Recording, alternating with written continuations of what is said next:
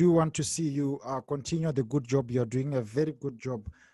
It's our wish to see people live a happy, a prosperous and fulfilling life where their fundamental freedoms and human rights are respected, observed and advanced. So now getting to the report, the Cartel Power Dynamics report on Zimbabwe. Tell me something about the main contents of this report. And if as well you can tell me about the authors. I know we are not supposed to, you are not supposed to tell us about the authors of this report, you know, because we do need to protect them against persecution by state security authorities. But tell me something, did these authors conduct you during the process of the research or they conducted you after they had done their research? And as well, what were the major contents of this report and why should Zimbabweans and people living in the continent be concerned about this report? Well, first of all, the authors are people from within Zimbabwe, and the research was conducted within Zimbabwe. And if you look at the report, that's just the cover of the report, you'll see that it's very, very careful in the use of references in relation to some of the claims and analysis that it makes. It has 462 references. And again, if you look at those references, the vast majority of those references are actually to reports that have emanated from within Zimbabwe in the Zimbabwean media, hearings of parliament in Zimbabwe. So it's very much a report that is rooted in the reality of Zimbabwe's politics and of Zimbabwe's economics.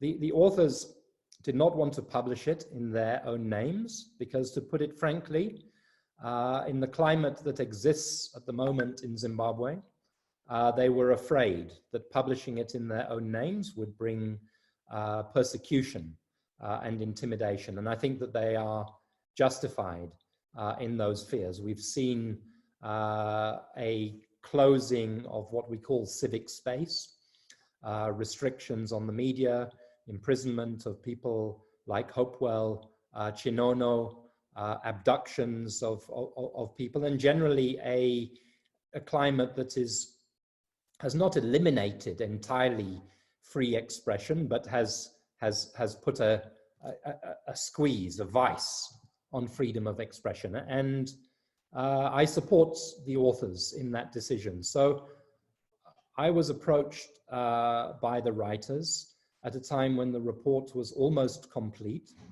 But in the course of discussing whether I would agree to publish it as the Maverick Citizen, I had to establish or satisfy myself of its authenticity.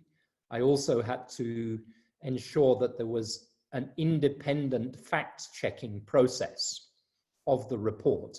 And of course, that meant that some further engagement had to take place over the report as it was finalized and prepared for publication.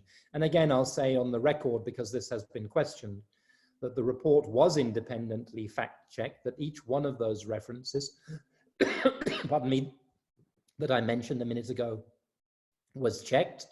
And as an editor of Maverick Citizen, I am confident that this report is an accurate analysis of current issues in the economy and the politics of Zimbabwe. So that was the extent of my engagement. Now, let me say that, you know, I'm a journalist, I'm a writer, not normally in the business of publishing reports, but I believe that there's a public interest in this report. And as you've said, the substantial engagement and interest that it has generated, I think, is a vindication that there is a public interest, whether you do not like the contents of the report or whether you find that the contents of the report are helpful to debate and to finding solutions to the crisis of Zimbabwe.